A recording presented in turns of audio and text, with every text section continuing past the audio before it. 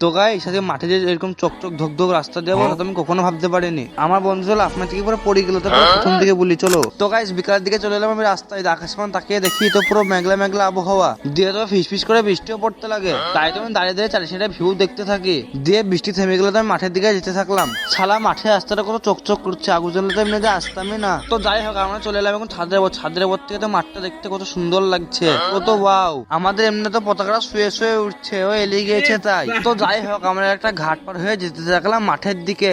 তো মাঠে ঢুকতে না ঢুকতে তো পুরো মিষ্টি বাতাস, আর যেমনি দেখাচ্ছি সেমনি তো সব সবুজ, তাই তো আমি তাকিয়ে তাকিয়ে দেখছি। তো যাই হোক এইগুলা কি গাড়ি যে খাদ হয়ে গেছে একটু কমেন্টে বলবা কিন্তু। দিয়ে তুমি হেঁটে হেঁটে শাহরুখ খানের মতন যে পোস্ট দিতে থাকলাম। এই মাঠে শাহরুখ খানের মতন পোস্ট দেওয়া তো এনজয় আলাদা।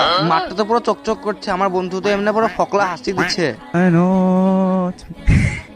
দিয়ে তখন দুই বন্ধু মিলে যেতে থাকলাম ওই রাস্তার দিকে। আমরা তো সমুদ্র পার হয়ে যেতে থাকলাম দুই বন্ধু মিলে। আমাদের মতো কে কে সমুদ্র পার হয়ে একটু কমেন্টে বলবা। আমার বন্ধু তো ডানা কাটা পরি মতো লাফ মেরে দিল।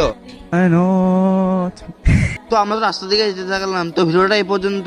তো এই বাচ্চা ছেলে লাগে সবাই লাইক করে দেবা।